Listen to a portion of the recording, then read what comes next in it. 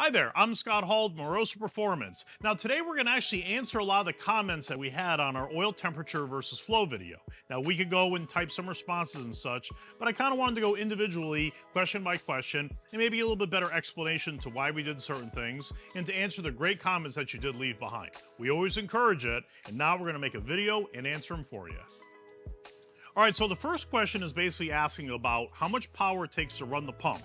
And the question basically is asking, what is the difference between 80-degree oil temperature and 160? Well, I don't have the exact number, but I know that it's about a 50% change at about 3.25 horsepower is probably about the maximum it takes when everything's at temperature. Now, when we start these pumps up, with regular cold oil or room temperature oil, these pumps make quite a bit of noise and you can actually see the lines fluctuating. Once it's hot, they're very smooth and they're very quiet. So there's probably about a 40 to 50% increase in power to drive it when it's cold. We're at about 3.25 horsepower with this pump, making 80 psi, making about 18 inches of vacuum. Now, to circle back around, basically there's no true horsepower number because it has a lot to do with the pressure section size, the viscosity of the oil, and how many scavenge sections you have and how much vacuum you're pulling. Because the more vacuum you're pulling, that takes power to create that vacuum. The bigger your pressure section is to drive, that takes more power too. Okay, the next one I'm gonna answer is, a guy says here, what is the flow at 210 degrees and up? It's interesting, engines make more power with hotter oil. Exactly. So as the temperature goes up, obviously the flow rate's gonna go up, but eventually it's gonna tail off because then, like we were just saying, every engine has a certain orifice size and you're gonna have a certain flow rate. If you look at the chart that we laid out, it seemed pretty linear to an extent to how it was going up. So I think we were at almost 7 gallons a minute, 180. I would think we'd probably be around 8.5 gallons setup. The way that pressure section runs at, the 60 psi, we're going to be up around 9.5, 10 gallons at some point eventually. So it is somewhat linear.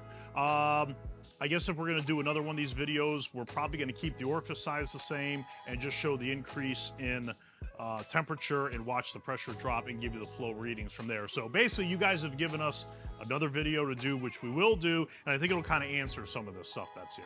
Okay, so the next question we have on here is from Matty A. CONT 1885, and he's basically saying, hey, I always thought that when the oil got hotter, the pressure would drop. That's true, it does. What we're doing on this video is we are actually able to adjust the flow rate by adjusting the orifice size that we're flowing through. We needed to keep certain things consistent. RPM, oil pressure, to show the temperature and flow change. Now, obviously, if we left that flow meter alone, as it got hotter, yes, the pressure would drop and the flow would increase. But to try to keep things as stable and as good a scenario as possible, we needed to maintain 60 psi to kind of make our point. And again, our point on this thing was purely just oil flow and temperature.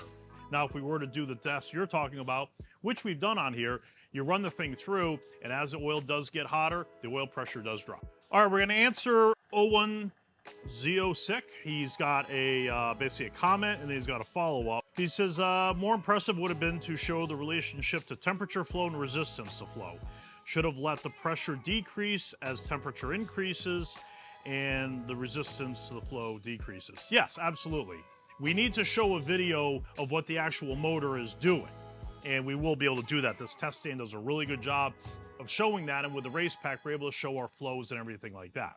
Second part of the question, you said, for example, your dry sump system has low pressure at 200 degrees of oil temperature, just the nature of a gear pump and such. However, the flow, even though the pressure is low with a higher temperature, the volume number is the same. And that is true. Yes, you're always going to have the similar volume flowing.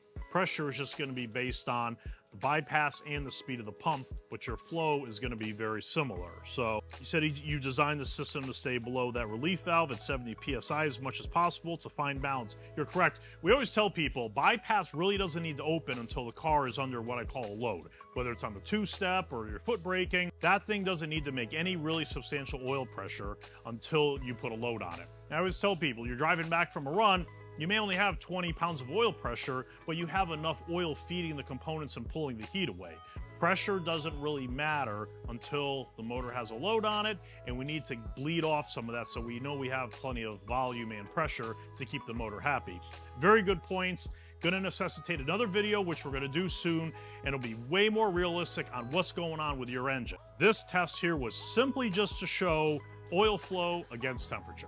All right, well, hopefully we've answered a lot of the questions to the comments you guys left. We really thank you for those. And it's going to necessitate another video that we're going to do that's going to be more real-life situation where we're going to start this thing up, leave the orifice size the same, and show the relationship in temperature and flow and everything like that with the race pack data acquisition. It's really cool to look at and see what's going on.